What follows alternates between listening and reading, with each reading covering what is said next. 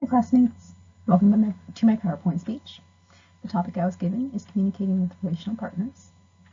So I'm going to do my PowerPoint on emotion regulation in relationships.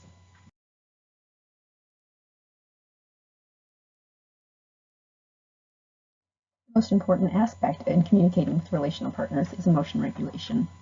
I am familiar with the process of emotion regulation as a psychology major and as someone who has spent the majority of my life being an overly emotional person.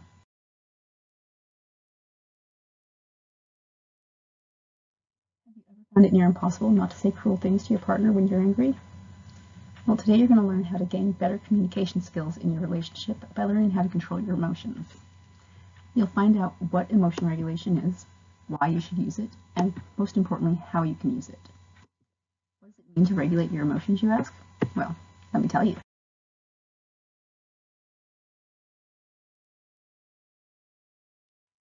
In psychology, emotion regulation is defined as any action that either alters the valence and intensity of a current emotion, or it is initiated with the purpose of altering any future emotions. This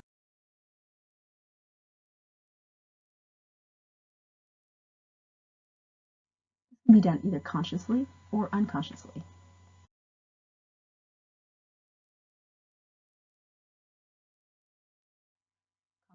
Emotion regulation is also known as explicit emotion regulation. This involves a conscious goal or a desire to change your emotions. For example, your goal is to feel happier.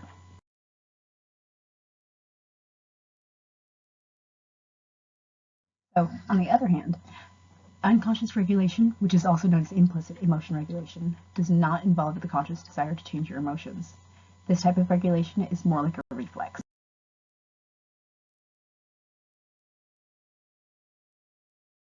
All emotions are normal and natural. They're important and they all play their role in our lives. The idea is to first recognize what emotion you're feeling. Then you will learn how to better control these emotions.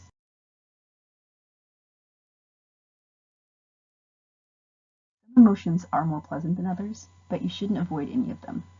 If you do, it could adversely affect your mental, emotional, and physical health.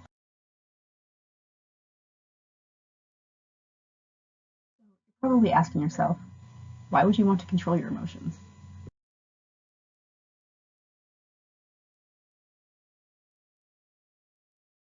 Regulating your emotions will help you avoid conflicts and misunderstandings with your partner.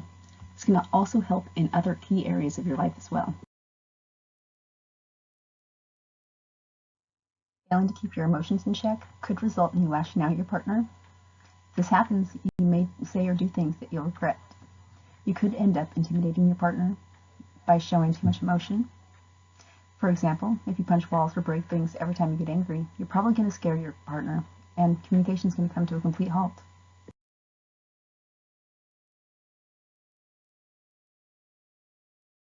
You may think that your behavior or words are harmless, but they may trigger past trauma or bad memories for your partner. This can easily cause a chain reaction of increasing your partner's emotional state, causing conflicts to escalate, and stopping effective communication from happening.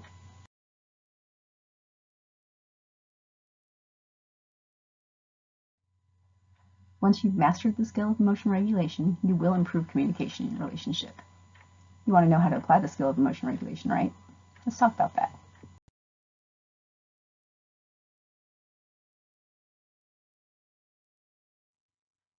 There are many things that you can do to help in the emotional regulation process. Personally, I keep a mood journal. This allows you to recognize your emotions as they happen. Once you recognize your emotions better, you can control them more easily.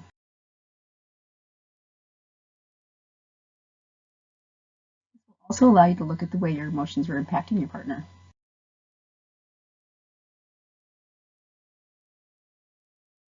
That being said, it is also important to take time away from the situation and each other to calm down. So you each need to go to a separate room, grab a pen and paper, and write down everything you want to say to your partner.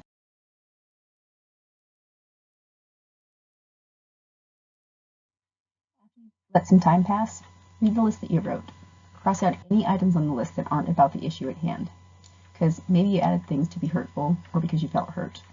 I want you to keep only the most relevant information on that list. If you do this, it'll help you get back on the right track regarding communicating with your partner by leaving your emotions out of the disagreement.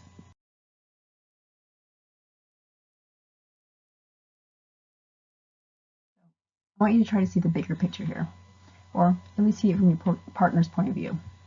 What's causing the disagreement? Are you misunderstanding what your partner's saying? To help you get the answer to these questions, you need to actively listen and you need to ask some clarifying questions.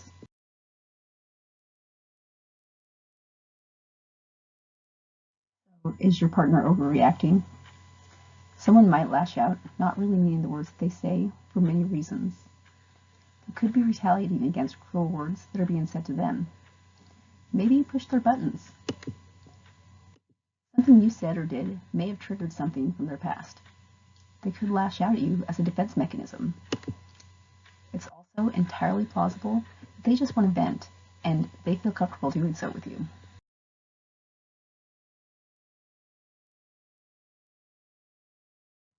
So if you find that conflict and disagreement continue to creep into important discussions that you're having with your partner, consider timing these talks. Timing is everything. If either of you are stressed or not feeling well, or if you're angry or depressed, it's probably best to save your conversation for later so that the one that's having these feelings does not become easily annoyed, angry, or unable to focus on the words at all. Pick a time when both of you will be completely in the moment of the conversation.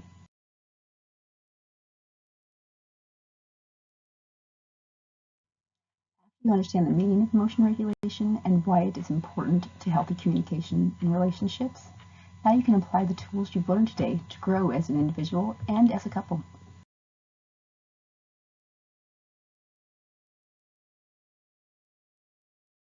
Thank you for joining me today to learn more about controlling your emotions.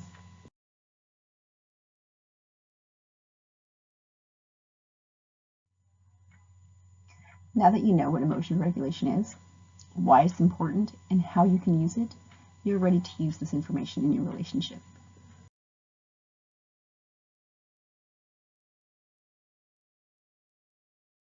Once your emotions are no longer in the way, you'll be rewarded with richer, fuller conversations and problem-solving skills.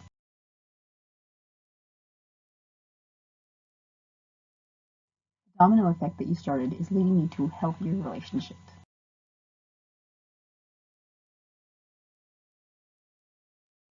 I really like what Body Badenoch has to say on the subject.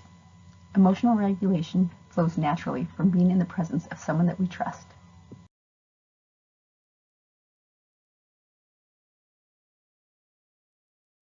I'm really looking forward to seeing your presentations.